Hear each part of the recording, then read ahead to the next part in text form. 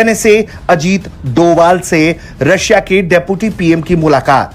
तस्वीरों में आप देख सकते हैं कि भारत के प्रधानमंत्री नरेंद्र मोदी के national security adviser Ajit Doval की मुलाकात किस अंदाज में रशिया के डेप्यूटी पीएम के साथ हुई है। उन्होंने डोवाल को देखते ही गले लगा लिया। पुतिन का मोस्ट पावरफुल आदमी कल रात सीक्रेटली न्यू दिल्ली में लैंड करता है। ये वो आदमी है जो पुतिन का बहुत ही ज़्यादा करीबी है। ये डेप्यूटी प्रधानमंत्री है रशिया का। अब ये आकर दिल्ली में क्या कर रहा है, आपको हैरानी होगी। वो मीटिंग कर रहे हैं 3 लोगों से, मोदी जी के साथ, जयशंकर के साथ और तीसरे हैं अजीत डोवाल के साथ। एक्चुअली ये होता है कि जो पुतिन है ना, वो एक मार्केट के अंदर एक किंग बनना चाहता है, जो कि अमेरिका को बीट करके किंग बनना चाहता है। और वो उसका ग्रुप तोड़ने के लिए, उसका नेटवर्क तोड़ने के लिए, कुछ भी करने के लिए तैयार है। इवन के हमारे जो लास्ट प्रेसिडेंट थे इमरान खान साहब, उन्होंने भी उनके साथ डील करने की कोशिश की थी। प्रधानमंत्री नरेंद्र मोदी ने रूस के पहले उप प्रधानमंत्री देनिस मेंतुरोव से मुलाकात की। आपको बता दें कि देनिस मेंतुरोव इस समय भारत दौरे पर आए हुए हैं, जहां उन्होंने अब प्रधानमंत्री मोदी से मुलाकात की है। इस बैठक में दोनों देशों के बीच व्यापार, फर्टिलाइजर्स, कनेक्टिविटी और लोगों के संबंध को और मजबूत करने पर विस्तार से चर्चा हुई। अब ये बड़ा इंटरेस्टिंग हो जाता है कि ये न्यूज़ का मतलब क्या है। और दिल्ली के अंदर हलचल बहुत तेज हो गई है और इस आदमी ने आकर एक बॉम्बशेल उसने डिक्लेयर किया। वो भारत को हैंड ओवर कर रहा है ग्लोबल ऑयल मार्केट की चाबी। ये बताऊंगा क्या किया है। आप भारत को बुरा भला कहिए, कहते रहिए भारत ऐसा है, भारत वैसा है, भारत का प्राइम मिनिस्टर ऐसा वैसा, लेकिन भारत के प्राइम मिनिस्टर ने अपने लोगों के लिए कुछ ना कुछ काम किया। भारत के प्राइम मिनिस्टर पे अभी तक करप्शन का केस नहीं बना है। ये और बात है कि अपोजिशन कुछ कुछ कहती रहती है, लेकिन उसके ऊपर भी अभी तक कोई ऐसी बात आपको नहीं मिली है जिसपे आप ये कह सके कि इंडिया के प्राइम मिनिस्टर ने कहीं बार प्रॉपर्टी बना ली है या उनके दूसरे किसी मिनिस्टर ने बार प्रॉपर्टी बना ली। दोस्तों, आज की वीडियो में हम बात करने वाले हैं एक ऐसी डिप्लोमेटिक मुलाकात की जिसने पूरे ग्लोबल मीडिया का ध्यान अपनी तरफ खींच लिया। रशिया के डिप्टी पीएम डेनिस मेंतुरोव भारत के एक बहुत ही महत्वपूर्ण दौरे पर आए हैं। उन्होंने यहां आकर प्राइम मिनिस्टर नरेंद्र मोदी, विदेश मंत्री डॉक्टर एस जयशंकर और फाइनेंस मिनिस्टर निर्मला सीतारमण से भी मुलाकात की। लेकिन जो सबसे ज्यादा हाईलाइट होने वाली तस्वीर थी वो थी हमारे national security adviser Ajit Doval के साथ उनकी मीटिंग। जैसे ही दोनों मिले, उन्होंने एक दूसरे को बड़े गर्मजोशी से गले लगा लिया। ये सिर्फ एक फॉर्मेलिटी नहीं थी, बल्कि ये दिखाता है कि भारत और रशिया के बीच का ट्रस्ट किस लेवल पर पहुंच चुका है। अजीत डोवाल सर की शख्सियत ऐसी है कि वो रशिया में भी उतने ही सम्मानित हैं जितने भारत में। जब भी वो रशिया जाते हैं, प्रेसिडेंट पुतिन खुद उनसे मिलते हैं और अब वहां के डिप्टी पीएम का उनसे इस तरह मिलना साफ संदेश देता है कि दोनों देशों के बीच की स्ट्रेटेजिक पार्टनरशिप कितनी सॉलिड है। इन 2 मिनट्स में हमने देखा कि कैसे ये दोस्ती पर्सनल लेवल पर दोनों देशों को एक दूसरे के और ज्यादा करीब ला रही है। और पुतिन ने जो मास्टर स्ट्रोक खेला है भारत के साथ, वो क्या है?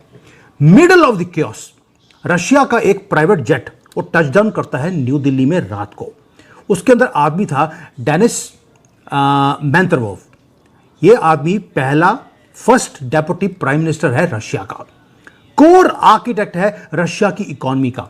और वो भारत में कोई कर्टसी विजिट या छोले भटूरे खाने नहीं आया। वो यहां पर हाई स्टेक्स की मीटिंग कर रहा है 3 लोगों के साथ, जो मैंने बता दिया।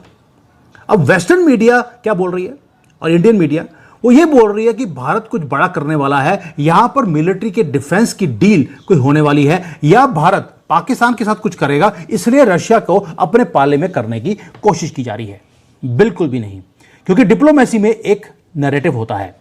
अगर आपकी जरूरत है तो आप जाएंगे दूसरे कंट्री में। अगर भारत को डिफेंस के लिए रशिया की जरूरत थी तो हमारे डिफेंस मिनिस्टर या अजीत डोवाल या मोदी जी वो जाते रशिया में, लेकिन वो हमारे पास आ रहे हैं। इसका मतलब है उनकी जरूरत है। और ये आके यहां पर दे क्या रहा है, वो अनडिनाइबल कंट्रोल दे रहा है ग्लोबल ऑयल सप्लाई का भारत को। वो क्यों? क्योंकि एक रियलिटी बताता हूं आपको रशियन इकोनॉमी की आज की डेट में। रशिया के पास क्रूड ऑयल तो है, लेकिन रिफाइन करने का जो प्लांट्स थे वो ऑलरेडी यूक्रेन ने तबाह कर दिए। अभी 2-3 दिन पहले भी इनकी जो सबसे बड़ी रिफाइनरी थी उसके ऊपर ड्रोन्स के साथ अटैक किया गया और उसकी जो कैपेसिटी है वो खत्म कर दी गई। अब हो क्या रहा है, रशिया के पास रिफाइनरी नहीं है जहां पर वो रिफाइन करके वो दुनिया को तेल बेच सके। इसलिए ये जो बॉटलनेक है रशिया के अंदर, रशिया ने अभी अभी बोला कि 1 अप्रैल से वो 4 महीने के लिए पेट्रोल और डीजल के एक्सपोर्ट को बैन कर रहा है क्योंकि रिफाइनरी बची नहीं है। अब उनको डेस्परेटली उनको जो क्रूड ऑयल है उसको रिफाइन करना है। जो उनके पास 50-60% की कैपेसिटी है वो उतनी कैपेसिटी है जहां पे वो अपने खुद के कंट्री को, सिटीजन्स को और मिलिट्री को तेल सप्लाई कर सके। रॉ मटेरियल तो है लेकिन डोमेस्टिक रिफाइनरीज के पास कैपेसिटी नहीं है। अब दूसरी तरफ से प्रॉब्लम एक और है, दुनिया में तेल की कमी हो रही है। वेनेजुएला का तेल बंद हो गया, ईरान का बंद हो गया, ऊपर से स्ट्रेट ऑफ हॉर्मुज बंद है। चाइना, यूरोप, अफ्रीका ये चीख रहे हैं कि भाई हमें पेट्रोल के प्रोडक्ट्स चाहिए। यहां पे एंटर करता है भारत, क्योंकि भारत के पास दुनिया का largest most advanced oil refineries का पूरा एक सिस्टम है। दुनिया में किसी के पास इतनी एडवांस टेक्नोलॉजी नहीं है। आपने देखा होगा कि पिछले 4 साल से हमने रशिया से तेल लेकर पूरे दुनिया का तेल निकाल दिया क्योंकि हमारे पास रिफाइनरी की कैपेसिटी थी। अब ये जो मेंतुरोव है ये भारत में आए हिस्टोरिकल अनस्टॉपेबल प्रोपोजिशन लेकर। क्या ऑफर किया उन्होंने बोल दिया कि रशिया अब अपने पूरे के पूरे जो क्रूड ऑयल की सप्लाई है वो भारत को देने को तैयार है, अनलिमिटेड सप्लाई। यानी कि हर रोज आपको 100 शिप्स चाहिए, आपको मिल जाएंगी और वो डिस्काउंट भी देने को तैयार है। अब भारत क्या कर रहा है? भारत ने बोल दिया देख लेते भाई बाप, बताइए क्या करना है। भारत को रॉ रशियन क्रूड मिल रहा है, डिस्काउंट के ऊपर मिल रहा है और ह्यूज क्वांटिटीज में मिल रहा है। अब फायदा क्या है? भारत इसको जो ये टॉप ग्रेड का जो क्रूड है इसको अब कन्वर्ट करेगा टॉप ग्रेड के डीजल में, पेट्रोल में और एविएशन फ्यूल में। आपको मालूम है ऑलरेडी जो एविएशन फ्यूल है जिससे प्लेन्स चलते हैं उसका रेट ऑलरेडी बढ़ चुका है। प्राइसेस जो हैं एविएशन के वो इंक्रीज होने शुरू हो गए। अब भारत क्या कर रहा है? भारत ये क्रूड ऑयल को लेकर उसे कन्वर्ट करेगा और उसे सेल बैक करेगा जिस कंट्री को चाहिए। मैंने 3 कंट्रीज के नाम लिए थे, यूरोप, चाइना, अफ्रीका। यानी कि चाइना को भी अब अगर तेल चाहिए होगा भारत से मांगना पड़ेगा।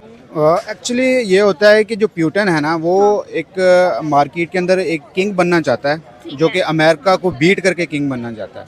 और वो उसका ग्रुप तोड़ने के लिए, उसका नेटवर्क तोड़ने के लिए कुछ भी करने के लिए तैयार है। इवन के हमारे जो लास्ट प्रेसिडेंट थे इमरान खान साहब, उन्होंने भी उनके साथ डील करने की कोशिश की थी जिसकी वजह से हमें फ़ायदा होना था। तो अब तो वो अपनी मार्केट को तेज़ करने के लिए, डॉलर को बीट करने के लिए कुछ भी कर सकते हैं, किसी मुल्क के साथ भी मुआहदा कर सकते हैं। नॉट इवन के इंडिया अगर अपनी आवाम की बेहतरी के लिए उनके साथ डील कर सकता है तो कर सकते, वो रशिया तो करना चाहेगा ताकि उसके नेटवर्क में, उसके इस रीजन के अंदर पावर उसकी बने। ठीक है, आपको लग रहा है कि अमेरिका जैसी पावर जिससे सोचे समझे बगैर जो है ईरान पे हमला कर दिया है, उसको बीट करने के लिए रशिया जो भी एफर्ट कर रहा है और खासतौर पे जो इंडिया के साथ मिलने की कोशिश कर रहे हैं, ये दोनों मिलकर अमेरिका को कुछ कर सकते हैं क्रॉस? इंडिया के साथ आप कहना चाह रही हैं? हाँ, इंडिया के साथ आपने अभी बताया ना कि रशिया जो है अमेरिका को टक्कर देने के लिए आने की कोशिश कर रहा है। मैंने ये नहीं कहा कि वो टक्कर देने इस सेंस में कि इंडिया मतलब नया ब्लॉग बना रहे हैं ना, इंडिया की जगह कोई भी हो सकता है, क्योंकि रशिया ने अपने डोर्स जो ओपन कर रखे हैं कि कोई भी आए उसका हिस्सा बने, चाहे चाइना है, चाहे पाकिस्तान है, चाहे कोई भी आए उसके ब्लॉक का हिस्सा बने ताकि वो अमेरिका से तोड़ सके। वो इंडिया अब कर रहा है तो उसको इजाजत है, वो भी जा सकता है उसके साथ। अमेरिका वीक हो सकता है अगर अमेरिका से ये कंट्रीज दूर हो। बिल्कुल, ऑफ कोर्स। जिस तरह ईरान ने, देखें आप, ईरान ने एक सरप्राइज किया है पूरी दुनिया को कि उसने अमेरिका जैसे मुल्क को टक्कर देके ये जाहिर किया है कि इंसान के अंदर, किसी मुल्क के अंदर जुर्रत होनी चाहिए और वो कुछ भी कर सकता है। और इस वक्त अमेरिका सर पीट के रो रहा है कि उसने क्या किया, किसको छेड़ लिया। अच्छा, ब्रिक्स जो है होस्ट करने जा रहा है इंडिया इस बार। ब्रिक्स में बड़ी बड़ी कंट्रीज हैं, ब्राजील है, चाइना है, रशिया। दोस्तों, अब बात करते हैं इस मीटिंग के उन खास मुद्दों की जो आने वाले वक्त में हमारी इकोनॉमी और इंडस्ट्री की तस्वीर बदल देंगे। इस मीटिंग का सबसे बड़ा हाईलाइट रहा दोनों देशों के बीच का व्यापार और इन्वेस्टमेंट। डेनिस ने और अजीत डोवाल के बीच इंडस्ट्रियल कॉरपोरेशन को लेकर काफ़ी गहरी चर्चा हुई है। सबसे बड़ी खबर जो निकल कर सामने आ रही है वो ये है कि रशिया ने भारत की ज़रूरत को देखते हुए मिनरल फर्टिलाइजर्स की सप्लाई में सीधा 40% का इजाफा कर दिया है। ये हमारे किसानों के लिए किसी वरदान से कम नहीं है।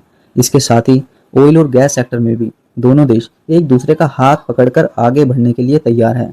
दोनों लीडर्स ने इस बात पर जोर दिया कि कैसे टेक्नोलॉजी और रिसोर्सेज को शेयर करके एक दूसरे को ग्लोबल लेवल पर मजबूत किया जा सके।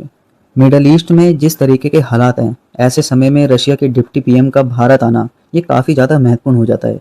एंड में दोस्तों हम बस यही कहेंगे कि ये मीटिंग सिर्फ बातों तक महदूद नहीं थी, बल्कि इसने ग्राउंड लेवल पर काम करने का एक ब्लूप्रिंट तैयार कर दिया है।